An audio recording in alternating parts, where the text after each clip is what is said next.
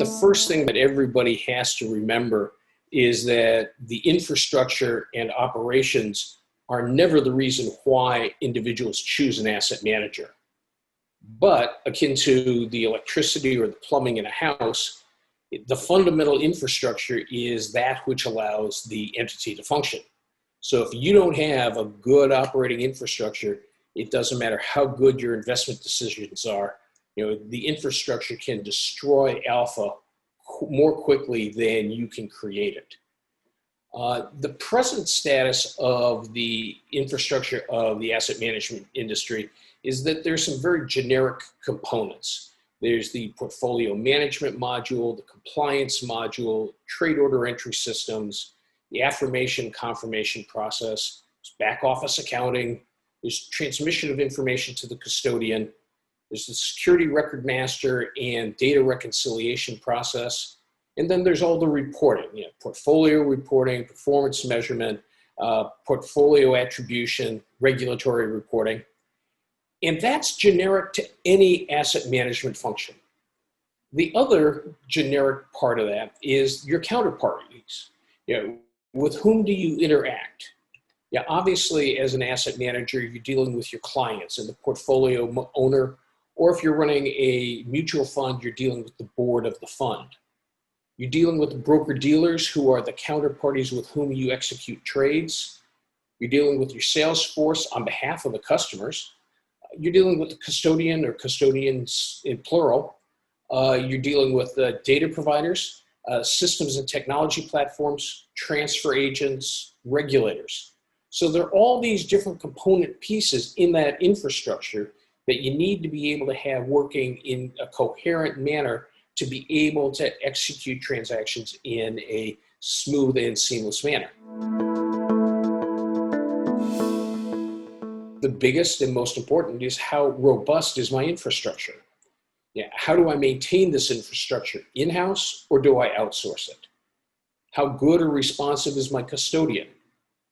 What regulatory changes are coming up and how do I try and anticipate them? How do I look to deal with them when they hit the playing field?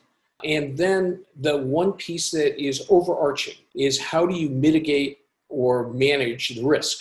Now there's operational risk, there's counterparty risk, there's all sorts of risks, but if you're going to have your infrastructure, your back office working smoothly, you're going to have to deal with that risk mitigation. The real question is, upon what do your clients rely? They rely upon investment performance. They rely upon fiduciary security, asset protection. Make sure if I give you cash, it doesn't somehow run out the door. So make sure you've got a good record of that. And then there's data integrity and the processing capability of the information that you're dealing with. And as an asset manager, on what do you rely? Well, in most instances, people rely on outmoded Excel spreadsheets, and they've got tons of macros built into them. Or they're dealing with analytical models that were designed 15 years ago and have no documentation, but everybody knows this is the way we take the information and process it through our MOA. You're dealing with data providers, those entities or individuals that have to give you security prices or factors or dates upon which various transactions embedded within the security occur. You've got to rely upon your custodian banks, and they are banks. They're not technology providers. So their biggest function is to hold things in a safe. They're really not robust enough to be able to handle all the processing. They built it on top of that safe. And most importantly, you have to rely upon your technology providers. Biggest factor that's driving the change is risk mitigation. Another is regulatory and information transparency. There's a huge migration on the investment side from active investing to passive investing. As we've all seen in the past 3 to 4 months, as a result of COVID-19, there is this change to working from home.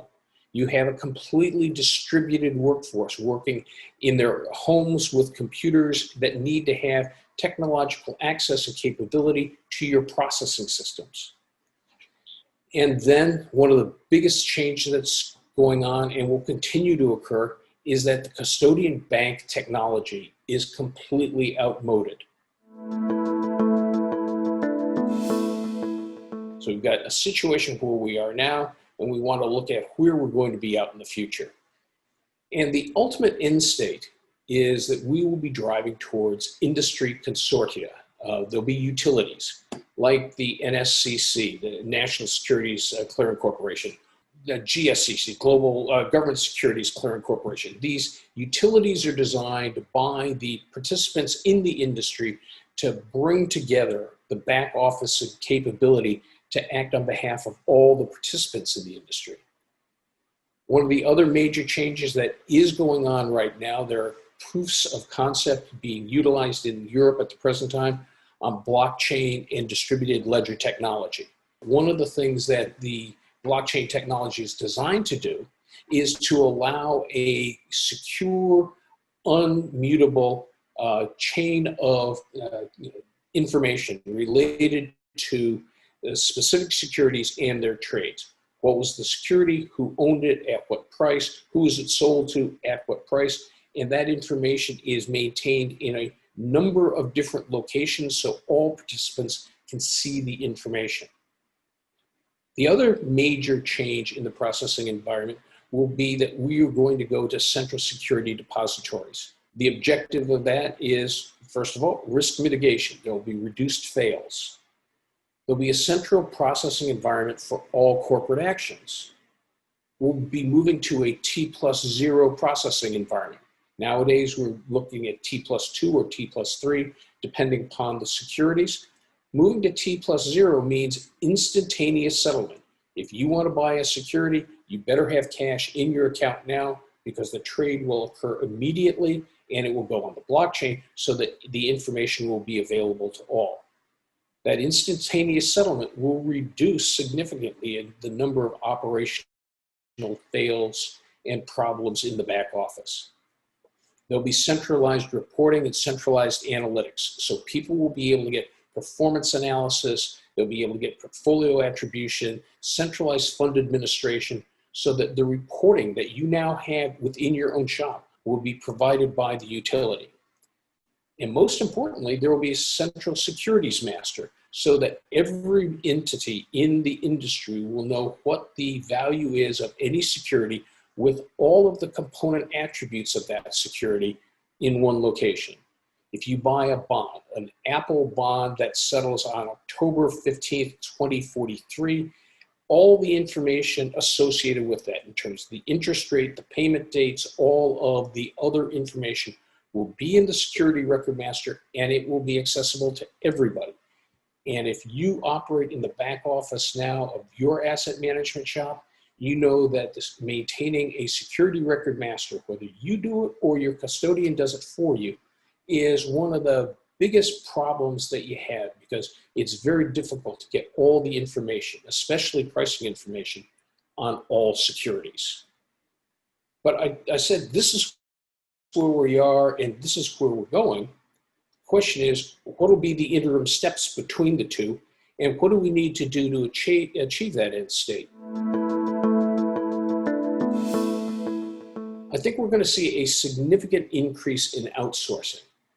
Right now, a preponderance of the asset managers run their own back office operations in their own shop.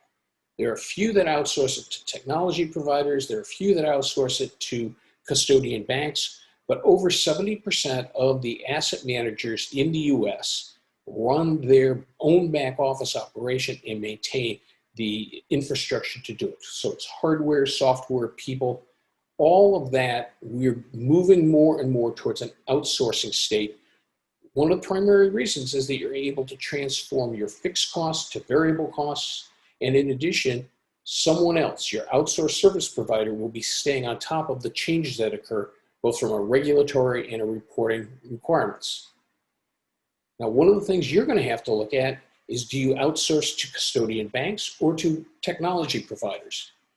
Now, the interesting thing is that some of the banks recognize that they cannot be effective providers of outsourced service capabilities on their own. their technology is not capable of doing it. Custodian banks realize that it is almost impossible, because their bread and butter is being a bank. It's almost impossible for them to compete with technology providers. And so they're acquiring those providers, recognizing that the changes are going to take place where the custody business dries up. Now, there's an increased outsourcing of activity to the cloud. There are entities, all of whom are technology players. All of these firms are saying, you can use someone else to be your custodian. All they have to do is hold cash and hold the securities, but we'll handle all of the other activity, the reporting, the trading, the confirmation, the affirmation, the pricing. So you as an asset manager can deliver that activity to your outsourced service provider, and they'll deal with the necessary instructions to the custodian bank to effectuate the trades. That decrease in the reliance upon banks, so that now all they're doing is holding assets and holding cash. Well, if you think about it, when you go and buy your bagels at the local bagel shop, you're not paying cash. You walk in with your Visa or American Express card and you drop it on a cashless payment system, and they debit your account for cash and they credit you by giving you the bagels, but those transactions are all electronic. All of our transactions now are moving to an electronic process. Securities processing will do the same thing. And in doing that, if you're an asset manager, you have to look at it both as a benefit, as a detriment. From a benefit, you're going to have reduced fails in your transaction process. As a detriment, however, you're going to see a reduction in your possibility of generating incremental revenue through securities lending. The securities lending business will, for all intents and purposes, dry up, because with no fails, 95% of the securities lending business will go away.